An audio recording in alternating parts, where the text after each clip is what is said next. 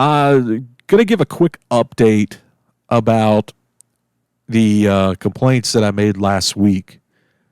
I made some complaints about a few places because I had probably one of the worst weekends when it came to dealing with food and customer service.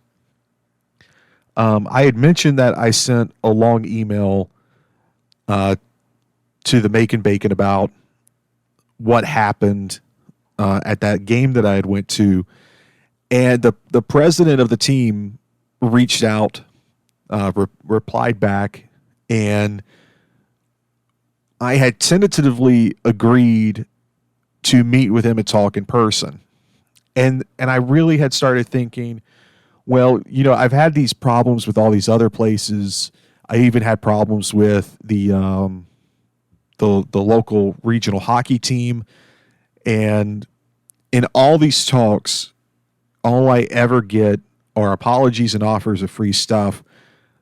No real promise or attempt to rectify the actual situation to make sure that what happened never happens again. And I'm not interested in getting anything free. I'm not really interested in apologies. I just want to make sure that what I'm paying for is what I'm getting. That's all I care about. So I had decided that I wasn't going to talk to him, and I had pretty much decided that I wasn't going to go. I had pretty much made up my mind that I'm not going to that game this past Friday, even though it was the last regular season game, the last home regular season game for the team. I had pretty much decided I wasn't going to go, and this was probably early on. No, this was probably late Wednesday. I decided, you know what, I'm just not going. And then I get an email from, I can't remember her name right now. I don't have the email in front of me. But she is over the wait staff for the team. And she basically apologized like they all do. But she had mentioned in there that basically the situation had been handled, that I wouldn't have to worry about that waiter anymore. And I'll let you come to your own conclusions of what that means. And she made sure to let me know that the waitress that I had bragged on was on vacation during that game. That's why she wasn't there.